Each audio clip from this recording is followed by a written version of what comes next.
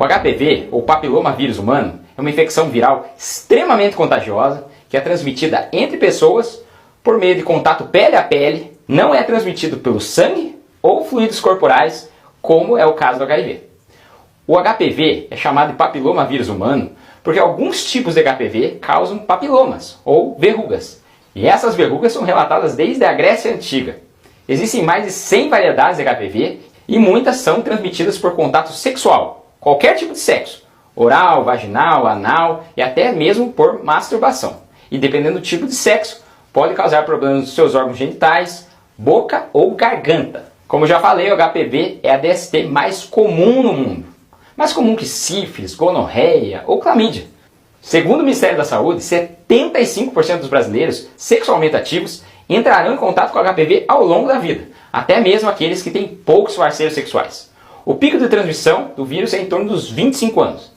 Não está comprovada a possibilidade de contaminação por meio de objetos, do uso do vaso sanitário e piscina, ou pelo compartilhamento de toalhas ou roupas íntimas.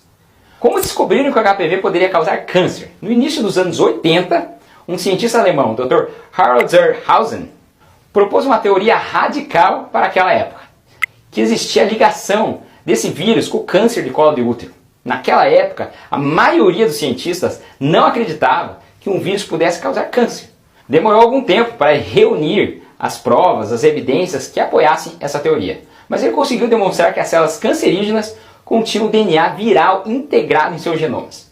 Com muita perseverança, ele percebeu que biópsias do câncer de colo de útero continham fragmentos do HPV-16, isso em 83. Um ano depois, o Dr. Zerhausen descobriu que o HPV-18 também participava dessa formação de câncer cervical.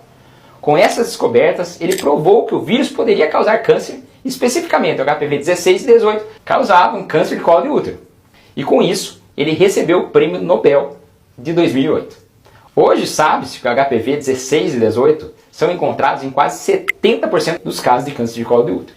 E no mundo, há cerca de 600 mil a 700 mil mulheres com câncer cervical por ano. E mais de um terço dessas mulheres morre dessa doença. E pior, a mortalidade no Brasil é 18 vezes maior que em países desenvolvidos, onde há uma grande cobertura vacinal.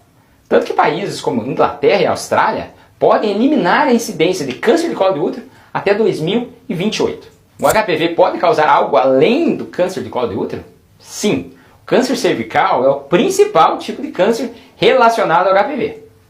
Mas também a maioria dos cânceres vaginais, vulvares, penianos e anais também são causados pelo HPV. E também a infecção por HPV aumenta o risco de alguns tipos de câncer de boca e garganta. E olha, as taxas de câncer de boca, especialmente de língua e orofaringe, estão aumentando, principalmente em pessoas com mais de 40 anos. Embora esses cânceres às vezes possam ser atribuídos ao uso de cigarro ou álcool, estima-se que 70% desses cânceres são causados pelo HPV. Então o HPV sempre vai causar câncer? Não, na maioria dos casos o sistema imunológico do seu corpo derrota a infecção por HPV antes que ela forme verrugas ou mesmo câncer.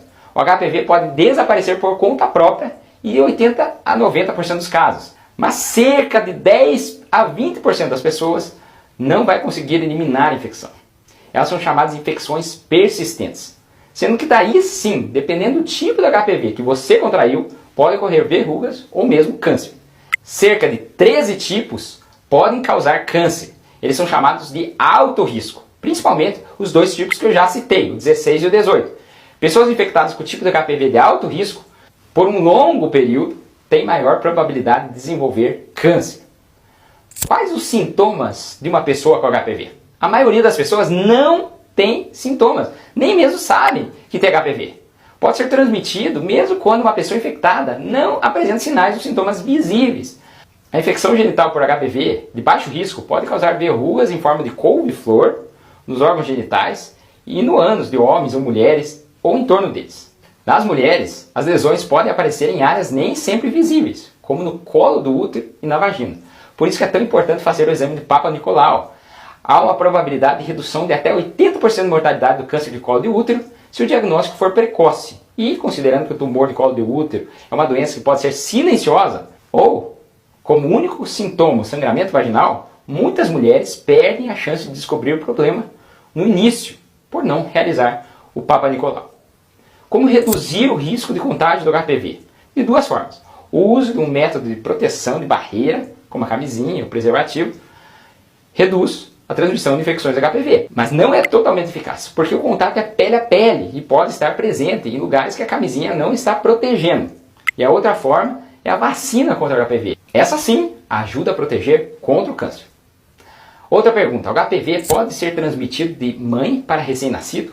Sim, essa transmissão no parto pode acontecer, mas é rara. Quando isso acontece, pode causar verrugas na traqueia, nos brônquios, nos pulmões, a papilomatose respiratória e pode causar problemas para o resto da vida do bebê. E por isso é importante vacinar. A primeira vacina foi aprovada em 2006 e hoje ela é dada até pelo SUS. E a vacina chega a ser 99% eficaz para lesões relacionadas ao HPV-16 e 100% para lesões relacionadas ao HPV-18. Dependendo do tipo de vacina, também protege contra verrugas genitais. O CDC americano recomenda a vacinação de rotina contra o HPV para meninas e meninos de 11 e 12 anos, embora possa ser administrada desde os 9 anos de idade. E é ideal para meninos e meninas receberem a vacina antes de terem contato sexual, antes de serem expostos pelo HPV.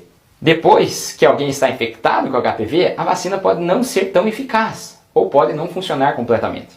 Além disso, a resposta à vacina é melhor em idades mais jovens do que nas mais velhas.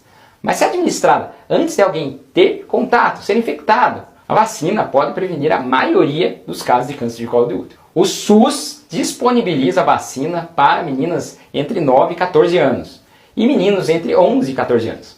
São 2 doses em intervalo de 6 meses entre elas. Então, se você tiver filho ou filha nessa idade, vale a pena vacinar.